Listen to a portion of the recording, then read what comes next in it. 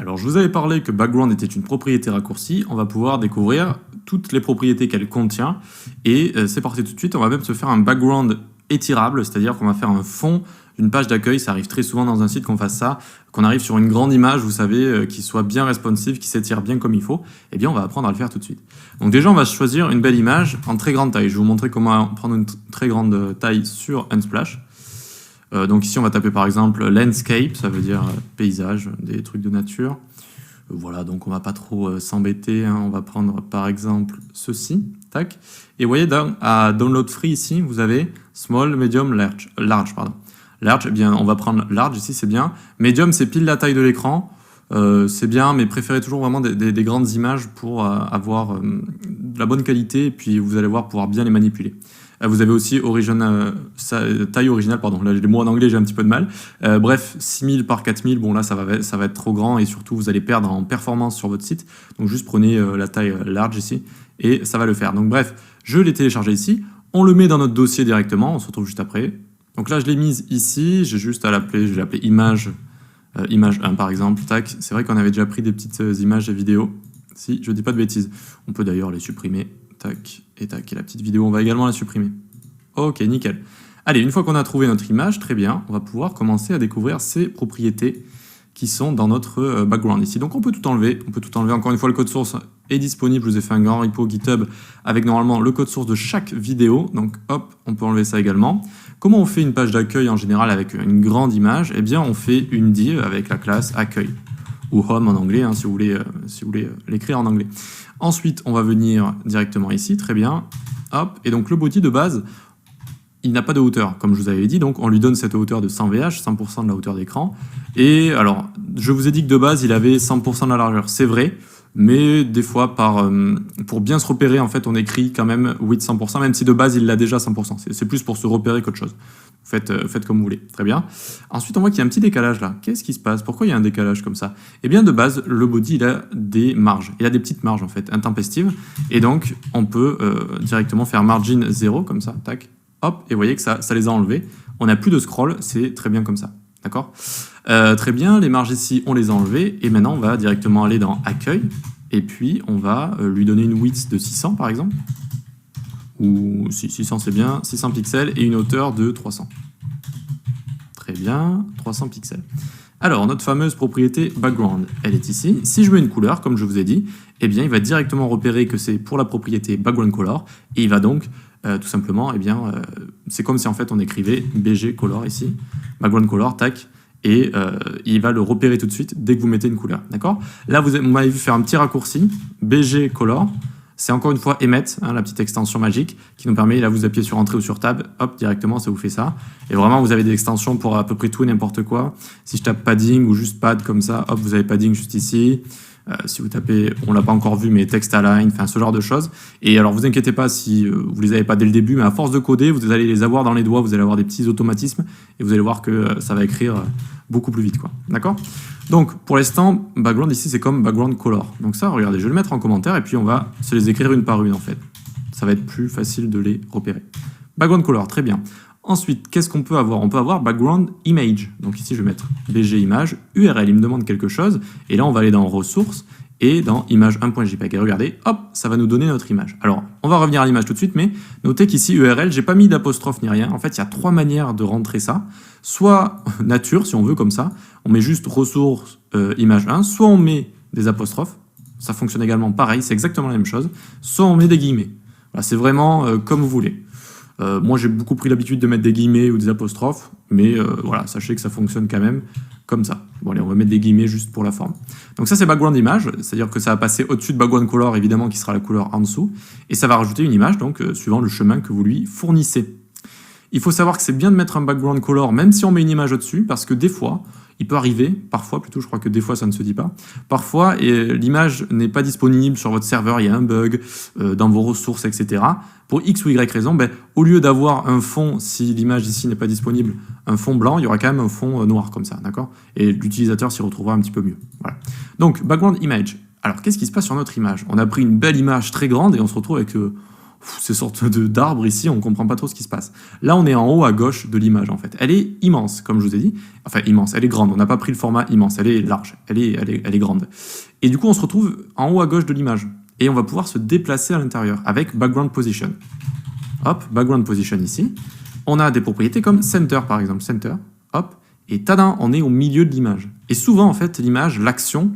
Alors, certains photographes vont me dire que non, mais enfin, très souvent, quand même, l'action se trouve au milieu, vous voyez. Et là, j'ai tapé Center, finalement, on a un petit rectangle, et vous voyez qu'on est quand même dans l'action. L'action, c'est de voir, finalement, ce lac avec un petit peu les montagnes et des gens qui font du bateau dessus, d'accord. Donc, Background Position va nous permettre de naviguer dans une image si elle est assez grande. Si elle est trop petite, si l'image, là, elle fait 50 pixels sur 50 pixels, ben, j'ai beau mettre Center ou quoi que ce soit, ça va rien changer, d'accord. Et donc, chez Center, je peux aller à droite avec Right, par exemple, tac, du coup, là, je me trouve à droite. Je peux aller au top, par exemple, tac, hop, là je me trouve en haut, bref, vous aurez compris. On peut même aller sur X et sur Y. Par exemple, je vais faire 80% sur X et 90% sur Y. Je vais me retrouver en bas, à droite de l'image, dans l'eau, en fait, ici, d'accord. Donc 80% sur X, ça pousse de gauche à droite, si vous voulez, 80%, et 90% de haut en bas, hop, ça nous pousse finalement là où j'ai ma souris, si on imaginait que l'image prenait tout l'écran. Voilà donc pour Background Position, très intéressant. Et très intéressant pourquoi, je vais vous montrer également donc pourquoi c'est très intéressant. Ici, l'accueil, on va lui dire de prendre 100% de la largeur. Donc, hop, ça prend 100% du navigateur. Et 100% de la hauteur. La hauteur qui est ici, la 800 VH. Ah, ça commence déjà à ressembler un petit peu plus à quelque chose. Ok, ça commence à ressembler un petit peu plus à quelque chose. Ici, vous notez que quand je réduis l'image, alors j'ai où? Ah oui, du coup je reste sur ma background position ici, donc c'est ça que je voulais vous montrer. Quand je réduis l'image, en fait, ça réduit là où on a mis notre background position. Donc si je mets center, ce qui est la bonne marche à suivre, regardez, je réduis l'image et en fait ça reste au milieu, ce qui est pas mal. Là, imaginez, on est en tablette, on ouvre ça, bon, on est content, c'est bien, on a l'image, on n'est pas trop à gauche, pas trop à droite. On réduit, on réduit, on réduit. Hop, on arrive en mode téléphone ici. Bah, c'est quand même un bon fond d'écran de téléphone avec voilà, les bateaux, les montagnes, ça fait quelque chose d'assez sympa, même si le téléphone, ça ressemblera plus à quelque chose comme ça. Hein. Voilà. Donc, Background Position va aussi servir, lorsque vous allez réduire, ça va rester là où vous lui dites de rester. D'accord. Donc là, je lui ai dit Center, mais si je lui avais dit Left, qui est le comportement par défaut, eh bien, vous voyez que là, je suis à gauche de l'image.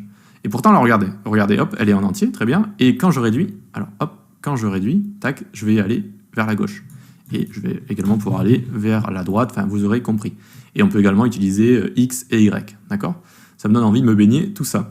Donc, ça, c'est Background Position, propriété très intéressante. Donc, en fait on va désigner l'endroit là où il y a l'action. En général, c'est au milieu, mais l'action peut se trouver à gauche, à droite, et ou même, alors je parle beaucoup, mais c'est assez intéressant, hein, des fois, en fait, même si l'action principale n'est pas à gauche ou à droite, vous pouvez avoir quelque chose de très sympa qui se situe à gauche et à droite, que vous aimeriez voir en mode portable, et donc là, vous allez mettre left, pour qu'en mode portable, on se retrouve sur la gauche, là où il y a quelque chose d'assez joli pour un portable. Voilà, ça peut être assez intéressant.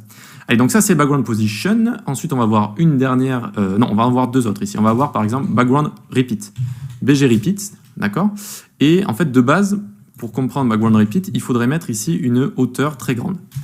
Donc, on va mettre 2500 pixels. Alors, je crois que l'image... Oui, voilà, c'est bon, elle va se répéter. Je suis zoomé ou pas? Non, très bien. Donc vous voyez qu'ici, elle se répète en fait l'image. Elle se répète pourquoi? Parce que j'ai une hauteur de 2500 pixels, et donc c'est trop grand par rapport à l'image. Elle va se répéter. Et donc pour pas qu'elle se répète, on utilise la propriété qui est juste là pour ça, Background Repeat, No Repeat, et donc on va avoir la propriété qui ne va pas se répéter. Alors vous l'aurez compris, ça ne fait pas répéter l'image, mais ça nous laisse des bordures, enfin des bordures. Si, des bordures quoi, en haut et en bas. Comment on peut régler ça?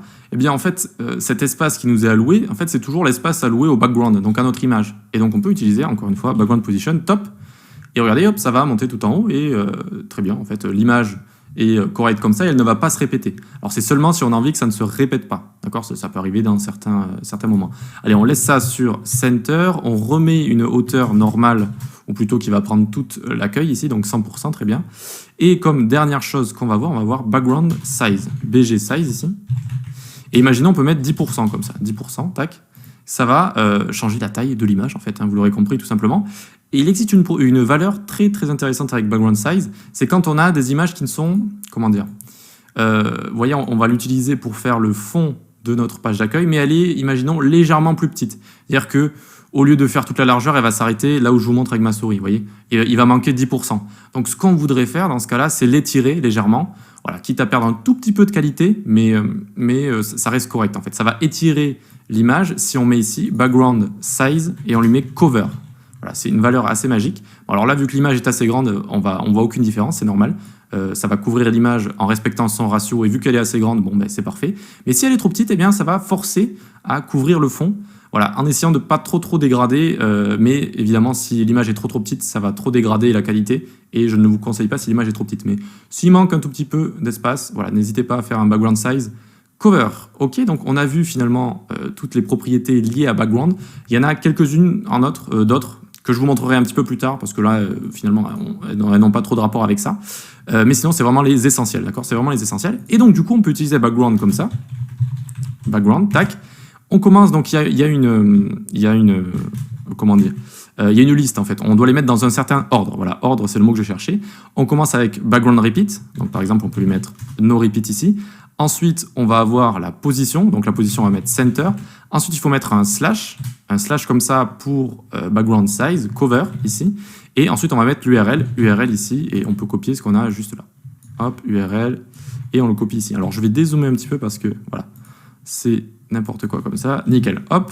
Et donc notre background ici, alors pourquoi... Ah oui, j'ai fait une erreur à background. Tac. No repeat center cover, et ici j'ai écrit URL, donc il n'est pas content, tac. Et c'est bon, on a exactement la même chose. Et donc vous comprenez l'utilité des propriétés raccourcis, une fois qu'on les connaît bien, parce que bon, il faut les connaître, et je comprends que si c'est la première fois que vous les voyez, vous n'allez pas les retenir directement. Mais au bout d'un moment, ça peut être des raccourcis assez sympas pour écrire tout d'un coup comme ça. Et en fait, vu qu'il y a certaines propriétés, notamment cover et center, donc center, on peut utiliser X et Y, comme je l'avais dit, et cover, on peut utiliser des pourcentages pour avoir juste un pourcentage de l'image, comme je vous avais montré également. Donc, il faut mettre d'abord center après cover, sinon le CSS ou le capot, il ne sait pas en fait quelle propriété vous avez utilisée si vous mettez 10% là, 10% là. Vous avez compris? Voilà pour background. Ne vous inquiétez pas, hein, si vous ne les connaissez pas toutes par cœur, vraiment, ça va venir en fait avec un petit peu d'expérience. Ça va venir avec un petit peu d'expérience, tout simplement. Prenez des petites notes à la limite, relisez-vous tout ça à différents moments de la journée et vous l'apprendrez assez rapidement. En tout cas, on a fait ça, ce qui est assez demandé. Hein, je veux dire, quand vous allez débuter le web, eh bien, faire un background étirable responsive comme ça, eh bien, c'est quelque chose qu'il faut savoir faire, tout simplement. Et ensuite, en général, on met des titres, on met des boutons, on met ce genre de choses, ou peut-être des petites animations, des trucs comme ça. Allez, on peut passer à la suite.